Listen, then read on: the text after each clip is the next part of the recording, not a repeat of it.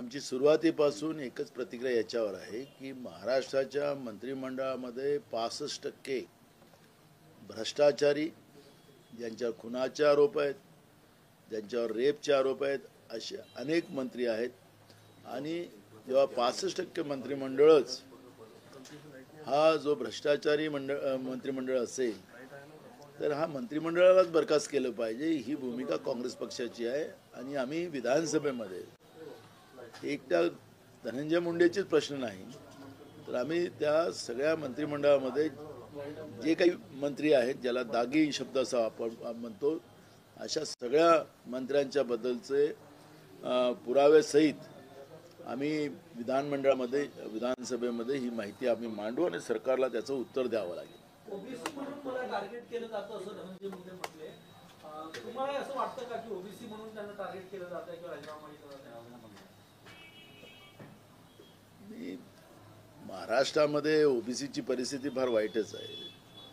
ओबीसीची मतं भाजप घेते, पण सातत्यानं ओबीसीवर अत्याचार करते हे आम्ही जेव्हा म्हणत होतो तर तो आरोप होता.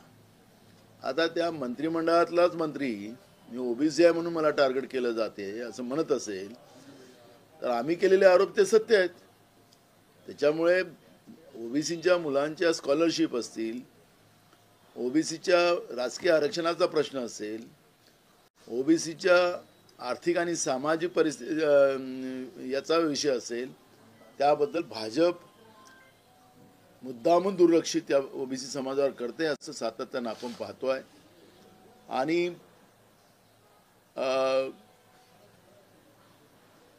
त्यामुळे ओबीसी समाज भाजपने त्याला सातत्यानं टार्गेट केलेलं आहे, त्याच्या विरोधात सातत्यानं भाजप राहिलेली आहे. हे या मंत्रिमंडळातला मंत्री ज्या पद्धतीनं धनंजय मुंडे आपली भूमिका मांडते आहे ते आपल्याला स्पष्ट होत आहे. याच्या पहिले छगन भुजबळांनी आपली भूमिका मांडली आणि ओबीसीचं नेतृत्व करणारं छगन भुजबळासारखं एक ज्येष्ठ नेतृत्व त्यांनाही कसं अपमानित केलं हे आपण पाहिलं आणि त्यांनी पण ती भूमिका मांडलेली आहे. त्यामुळे भाजप सातत्यानं ओबीसीच्या विरोधात राहिलेली आहे हे इथून स्पष्ट होत आहे. कुठेतरी छगन भुजबळ हे भाजपच्या वाटेवर अशा चर्चा आहे, काय वाटते? कारण मला कोणत्या पक्षात जातो तो मुद्दा नाही आहे. या मंत्रिमंडळातला एक मंत्री जेव्हा ओबीसीला टार्गेट केलं जातं असं सांगत असेल तर आम्ही कालपर्यंत जे सांगत होतो ते आरोपामध्ये त्यांच्याच मंत्रिमंडळातला मंत्री म्हणत असेल तर हे तथ्य निघालेलं आहे. प्रकाश आंबेडकरांनी ज्या पद्धतीने युक्तिवाद केला आहे, मतदान वाढलं शेवटच्या तासामध्ये, तुमची लढाई वेगळी सुरू आहे, त्यांची लढाई वेगळी सुरू आहे. काही या संदर्भात काही प्रकाश आंबेडकरांशी तुमचा विषय एकच असल्यामुळे भेटभेट होणार आहे का? नाही, अजून कुठली भेटीचा प्रश्न नाही आहे. आपण पाहिलं असेल की काँग्रेस पक्षाने जेव्हा महाराष्ट्रातल्या निवडणुका झाल्यानंतर जी मी स्वतः पत्रकार परिषद पहिली घेतली होती त्याच्यातच आम्ही सांगितलं होतं की आमचं इव्हेंटवर ऑब्जेक्शन नाही. आमचं ऑब्जेक्शन मताधिक्य जे वाढवलं गेलेलं आहे शेवटच्या दिवसापर्यंत ते कसं वाढलं, कुठले लोक आहेत हे, महाराष्ट्राची लोकसंख्या जेवढी नाही प्रौढवाली त्याच्यापेक्षा जास्त ती संख्या आली कुठून हे निवडणूक आयोगाने स्पष्ट करावं. त्याचप्रमाणे संध्याकाळच्या 6 वाजताच्या नंतर झालेली 76 लाख मतं हे कुठल्या बूथवर झाली याचे व्हिडिओ फुटेज आम्हाला उपलब्ध करून द्यावे अशी आम्ही निवडणूक आयोगाकडे मागणी केली. पण निवडणूक आयोगाला जेव्हा मागणी आम्ही केली तर भाजपवाल्यांच्या पोटात दुखलं.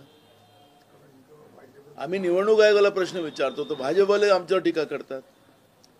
याचा अर्थ निवडणूक आयोगाने भाजपला मदत केली आहे का हा प्रश्न निर्माण होतोय.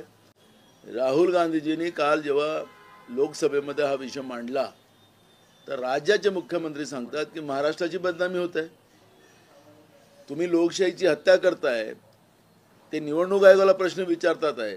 राहुल गांधींनी स्पेसिफिक सांगितलं माझा आरोप नाही ही वस्तुस्थिती आहे हे सांगितलेलं आहे. तरी मुख्यमंत्री म्हणतात की महाराष्ट्राची बदनामी होत आहे. महाराष्ट्र शाहू फुले आंबेडकरांचा आहे, लोकशाहीला मान्यता प्राप्त असलेलं हे महाराष्ट्र आहे. शाहू फुले आंबेडकरांच्या विचारांना पुढे जाणारा महाराष्ट्र आहे. ज्या महाराष्ट्रामध्ये दिवसाढवळ्या लोकांच्या मतावर डाका टाकण्याचं पाप हे निवडणूक आयोगाने केलं असेल तर त्याला देवेंद्र फडणवीस असतील किंवा भाजपचे नेते असतील हे सपोर्ट करत असतील निवडणूक आयोगाला तर याच्यातच दाळ में काला आहे ही गोष्ट त्या ठिकाणी स्पष्ट होते. आणि म्हणून आम्हाला निवडणूक आयोगाला विचारू द्या. आम्ही निवडणूक आयोगाने उत्तर दिलं नाही. आम्ही सगळे डाटा आता आमची इगल नावाची एक कमिटी महाराष्ट्रामध्ये या सगळ्या निवडणुकीची माहिती घेण्यासाठी केंद्रीय नेतृत्वाने तयार केलेली आहे. आणि अजय माखनच्या नेतृत्वात ती कमिटी आहे. त्याच्यामध्ये जवळपास 7-8 सदस्य त्या कमिटीमध्ये आहे. हा सगळी माहिती घेतल्यानंतर आम्ही स्वतः या प्रकरणामध्ये काँग्रेस पक्ष सुप्रीम कोर्टामध्ये दाद मागणार आहे. आणि म्हणून त्या पद्धतीची आमची तयारी सुरू झाली. फुल प्रूफ निवडणूक आयोगाने केलेलं पाप आम्ही देशाच्या जनतेच्या लक्षात आणून देणार आहोत. आणि कुठल्या पद्धतीनं भाजप या निवडणूक आयोगाच्या माध्यमातून, कारण की एक गोष्ट आपण पाहिली, चीफ जस्टिस ऑफ इंडिया, विरोधी पक्ष नेता आणि सत्ता पक्षाचे 2 सदस्य निवडणूक आयोग नेमण्यासाठी तयार केला तो अशा पद्धतीची कमिटी होती. पण आपण पाहतोय की नरेंद्र मोदीच्या सरकारने चीफ जस्टिस ऑफ इंडियाला बाजूला काढलं, आपलं बहुमत करून टाकलं आणि त्या माध्यमातून ही जी पारदर्शकतेचा भाग लोकशाहीतला होता त्याला कसं लपवलं जातं आणि आपल्या बगल बच्च्याला निवडणूक आयोग कसं करता येतं हा दृष्टिकोन त्या ठिकाणी स्पष्ट होते आहे. आणि म्हणून ही सगळी डाळच काळी आहे. लोकशाहीचा खून भाजप करते आहे हे त्याच्यातून स्पष्ट होतं. बीड प्रकरण राज्यभर गाजत असताना मुख्यमंत्री झाल्यावर पहिल्यांदाच मुख्यमंत्री आज बीडचा दौरा करणार, कसं पाहिजे? खरं तर मुख्यमंत्र्याला सगळ्या गोष्टी त्या ठिकाणी अवगत आहे. बीडचा प्रश्न असो किंवा परभणीचा असो, त्यांना सगळं माहिती आहे. ते आता दौरा करून काय त्या ठिकाणी मला माहिती नाही का काय त्याच्यात घोषणा करणार आहे. पण माझा प्रश्न त्या ठिकाणी असा आहे की घटनांशी तुम्ही अवगत आहात. गुन्हेगार कोण आहेत, परभणीच्या प्रकरणात गुन्हेगार कोण आहेत, पोलीस स्वतः गुन्हेगार त्याच्यामध्ये आहे आणि त्याला कोणी आदेश दिलेला होता. महाराष्ट्रामध्ये सातत्याने या घटना होतात आहेत. बदलापूरची घटना ही त्याच्यातली एक सगळ्यात मोठं उदाहरण आपल्याला देता येईल. माननीय हायकोर्टाने त्याच्यामध्ये सरकारवर ताशेरे ओढलेत. ज्या पोलिसांनी फेक एन्काउंटर केलं त्या पोलिसांवर गुन्हे दाखल करण्याची भूमिका माननीय हायकोर्टाने केलेली आहे. फेक एन्काउंटर आणि मग स्वतःच्याच हातात बंदूक दाखवून मैं हूँ डॉन अशा पद्धतीचं भूमिका राज्यात बसलेली मंत्रिमंडळातली लोक हे करत असतील आणि निर्दोष लोकांना गोळ्या टाकून मारत असतील तर हे कोणाच्या आदेशाने होत आहे? पोलीस मुख्यालयातून झालं का मंत्रालयातून झालं त्याची माहिती दिली पाहिजे ना. मान्य हायकोर्टाच्या समोर अक्षय शिंदेच्या प्रकरणामध्ये अजूनही सरकार काही बोलायला तयार नाही. काय लपत आहे सरकार? त्याचप्रमाणे संतोष देशमुखच्या प्रकरणात असेल किंवा परभणीच्या मागासवर्गीय पोराच्या पोलीस कोम्बिंगच्या ऑपरेशनमध्ये झालेला मृत्यू असेल, या दोन्ही गोष्टी सरकार लपवते आहे, मुख्यमंत्री लपवत आहे आणि हे गोष्ट स्पष्ट झालेली आहे.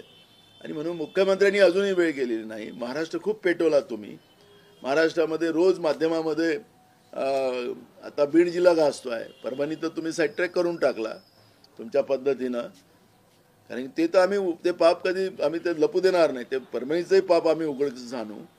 पण एक गोष्ट त्याच्या ठिकाणी महत्त्वाची आहे की हे सगळं वादळ निर्माण करून जनतेला माध्यमाच्या माध्यमातून डायव्हर्ट करण्यामध्ये ते यशस्वी झालेत. शेतकऱ्यांच्या शेतीच्या मालाला भाव द्यायचा नाही, शेतकरी रोज आत्महत्या करतात त्याच्यावरची चर्चा नाही. बेरोजगारांचे प्रश्न तसेच आहे. महागाई एसटीची असेल किंवा इलेक्ट्रिकची असेल, महागाई मोठ्या प्रमाणात चाललेली आहे आणि सर्वसामान्याला जगणं मुश्किल केलेलं आहे. आणि मूळ विषय डायव्हर्ट करण्यासाठी मुद्दामून हे प्रकरण तापवलं जाते आहे.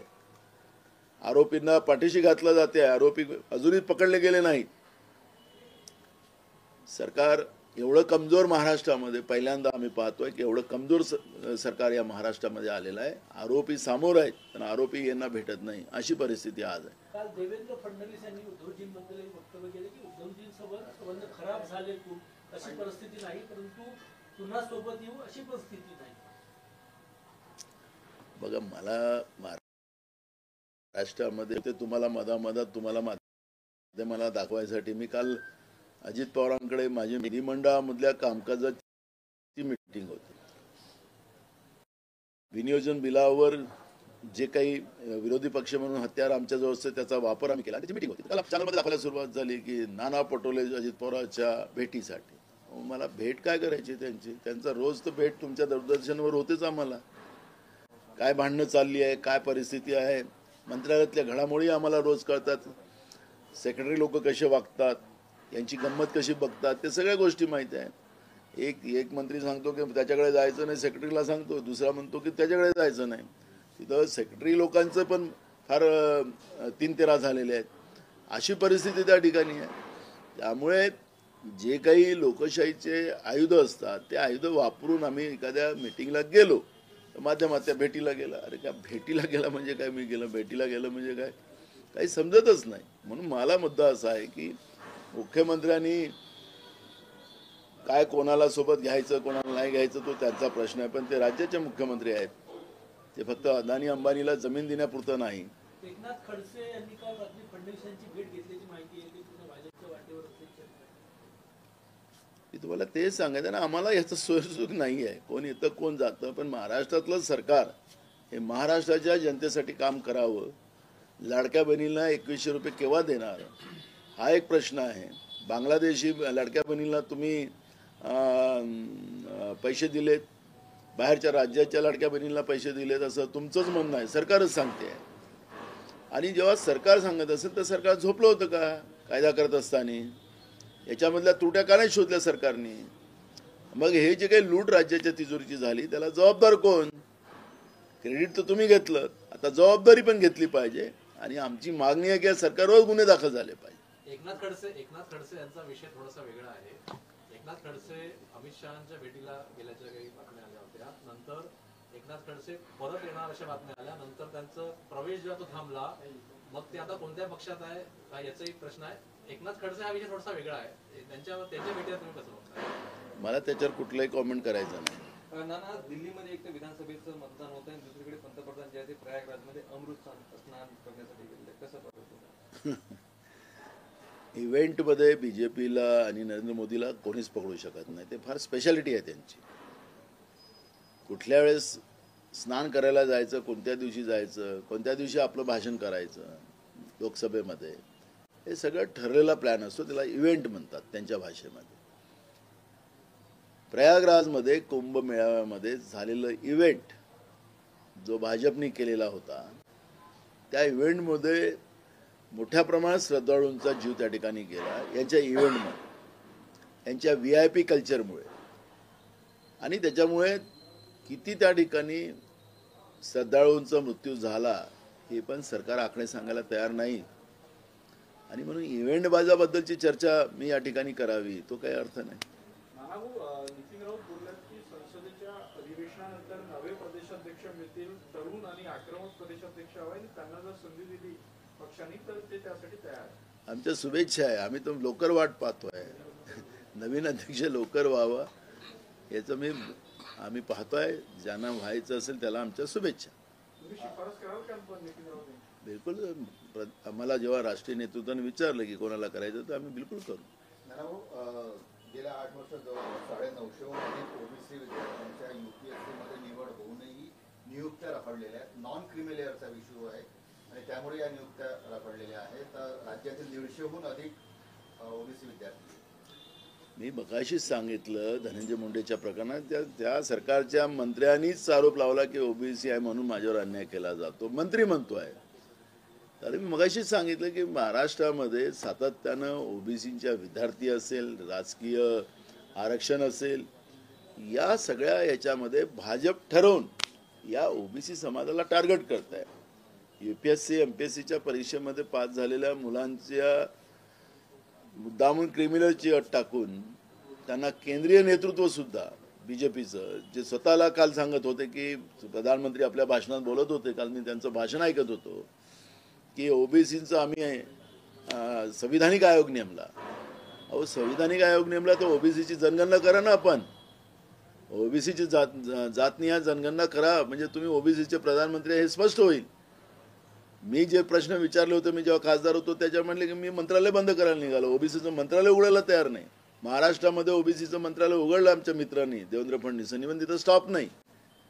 ओबीसीच्या पोरांसाठी वसतिगृह नाही महाराष्ट्रामध्ये, आणि ओबीसीची कहाणी सांगणारी लोक आणि त्यांचाच मंत्री जेव्हा बोलतो आहे तर हे कसं आयुष्य बर्बाद करताय ओबीसीच्या तरुण पिढीचं, हे ज्वलंत उदाहरण UPSC आणि MPSCच्या परीक्षेमध्ये पास झालेल्या पोरांना क्रिमिनलच्या नावाने त्यांना पोस्टिंग दिलं जात नाही, हे गंभीर बाब आहे आणि ती आम्ही विधानसभेमध्ये हे मुद्दे उपस्थित करू.